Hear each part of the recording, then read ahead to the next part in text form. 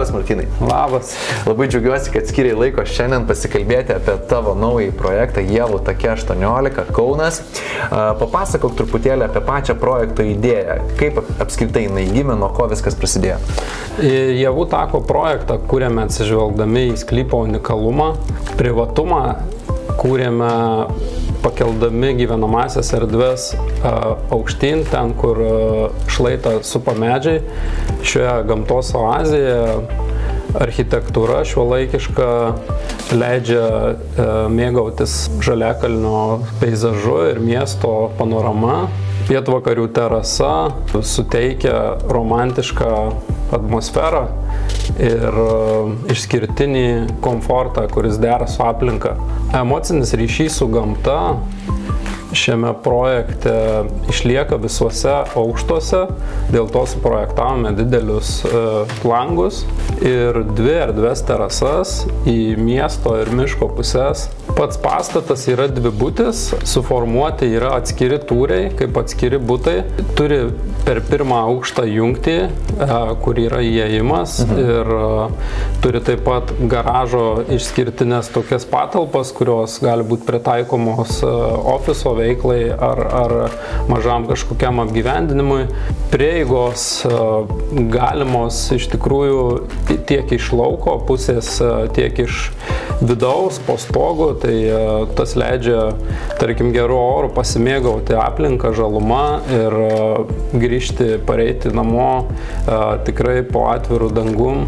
Martynai, tai paminėjai iš tikrųjų privalumus, aš manau, jų čia tikrai netrūksta, ar ne? Ir vėlgi mes turime žaliakalnio šlaitą, tai čia yra miškas, čia yra medžių ir žmonėm, kurie turi vidinį šitą kemelį, potyris, tas būtent ką jie jaus, atrodys, kad jų vos ne visas kalnas yra iš tikrųjų. Nors sklypo riba yra arčiau, bet kadangi ten yra daug medžių, tai atrodo, kad kiemas yra labai didelis. Tai irgi labai smagus dalykas. Taip, ir aplinkui iš tikrųjų sklypai nėra suformuoti, yra valstybinė žemė ir yra gana didelis tarpas, kur yra miško teritorija. Taip, jinai praplečia patį sklypą ir mes neplanuojame tvorų daryti, todėl pats kiemas iš tikrųjų išdidėja ir išdidėja gana daug. Atrodo, sklypas nedidelis, bet erdvės daug, nes aplinkui iš trijų pusių supa miškas, o iš apačios yra privažiavimas, kur apatinėje dalyje, tai principe jausmas yra lyg tu būtum miške.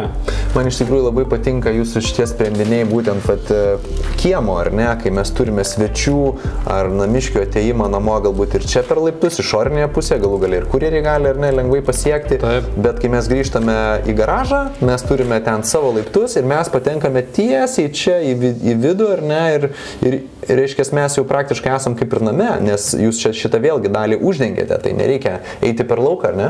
Taip, yra galimybė patekti į patalpas po stogu, iš karto atvažiavus prie pastato turime aikštelę automobiliams ir įėjimas yra per pastato centrą, toliau laiptais kylame į viršų, pakylame ir turime stiklinį atriumą, holą, kur yra orientuotas patekimas į patį namą ir taip pat į terasą.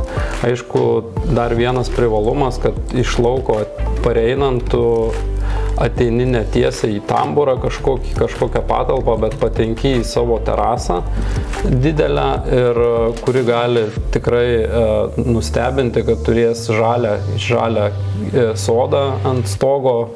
Tai leidžia galimybės dėl to, kad du pastatai yra atskirai pastatyti, garažo ir gyvenamojo pastato, ir tarpe jų yra žalia zona, tai ten tiesiog galima užželdinti tą tarpą. Kokie dar pagrindiniai privalumai, nes čia mes turime ir A++ energinę klasę, ar ne? Ir taip, aš matau, kad labai nemažai langų, tai turėsim ir daug šviesos viduje, ar ne? Taip, šviesa iš tikrųjų yra vienas reikalingiausių dalykų žmogui. Jisai tiesiog būtinas, kad tu gerai jaustumėsi ir sveikai augtum. Tai šioje vietoje iš tikrųjų atsižvelgėme į saulės kryptis, kiek įmanoma surinkti maksimaliai saulės šviesos, dėl to tie langai yra šiek tiek didesni negu įprastai. Ypatingai pirmame aukšte, tai vitrinos yra 3 metrų aukščio ir jos tikrai atveria maksimaliai didelį šviesos srautą į patalpas. Tai pastatas planuotas iš tikrųjų žemesnei šiek tiek klasė A+, bet kadangi galimybės leidžia šiandien, mes planuojame daryti A++ klasės pastatą ir šioje vietoje statyti saulės elektrinę, papildomai galbūt nutolusios elektrinės reikės, bet principas toks, kad pastatas turėtų nekainuoti ir išlaikyti pats save. Tai elektros energija, kurią mes pagaminsime, ją suvartosime viduje. O dar kalbant apie patį namą, tada kaip čia išsidėlioja visos erdvės, kokia būtent išplanavimo logika? Tai virš garažo turime didelę terasą, kuri jungiasi su svetainė zona. Pirmame aukšte turime svetainę, kuri yra, užeisime į vidų, labai gerai, kuri yra gana erdvi. Šioje vietoje matome laiptus, turi erdvę virtuvę. Antrame aukšte turime užkilus laiptais, turime koridorių, taip pat langas gale. Su rytinė saulė, ne? Jo, su rytinė saulė, kuris leidžia pajausti tą mišką. Viršuje užkilus turime miegamojo zoną, kuri iš tikrųjų irgi su puikiais vaizdais atsiveria panorama. Master bedroomas. Jisai turi ir savo drabužinę? Taip, jisai turi gana didelę drabužinę, kuri... Ir sanmazgą. Ir sanmazgą privatų, ir atvirą vonę, kuri yra iš tikrųjų už stiklo, bet stiklas leidžia erdvę praplėsti ir turėti didelę tokią gerą erdvės pojūtį. Aš kaip sakau, žinai, kai, vonioji langas turi būti privaloma, žinai, o čia mes neturim jokių akių iš kaimynų, nes nėra tokio aukščio pastatų šalia, tai tu ten galės ir be užuolaidų turbūt būti ir mėgautis. Tai yra išskirtinis vonios interjeras, iš karto, kai tu turi didelius langus prie vonios.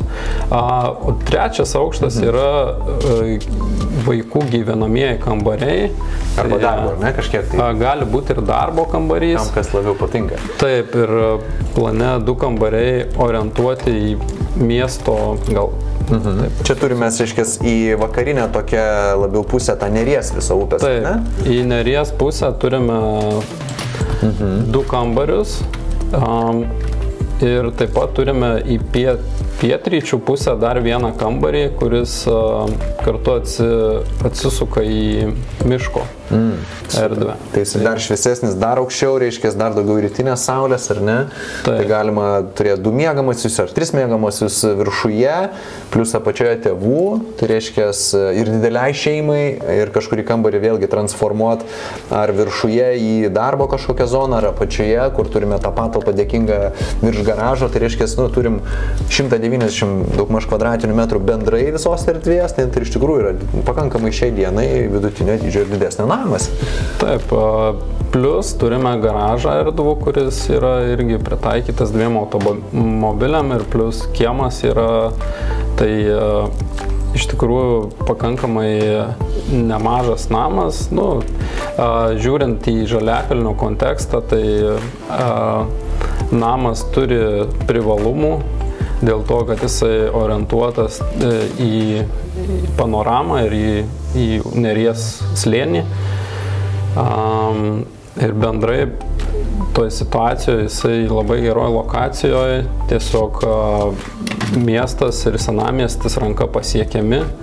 Vieta, ar ne? Taip. Martynai, o tau kaip architektui, ar ne? Čia vėlgi iššūkių nemažai yra, daug atraminių sienų, aš pats vėlgi mačiau, kai vyksta statybos, iš tikrųjų tai yra galingas projektas, ar ne? Tai iššūkių turbūt nemažai, bet kalbant apie tos maloniuosius dalykus, kur tau čia daugiausiai yra tos romantikos, kur tu čia sakai, kad va čia yra tai, va, ko mes norėjom, kas tau labiausiai čia patinka? Terasos iš tikrųjų ir aukščių skirtumai šitame projekte veža, nes tu kiekviename tame aukštyje pajauti skirtingą miesto erdvę ir pamatai vis daugiau miesto kildamas aukštyn.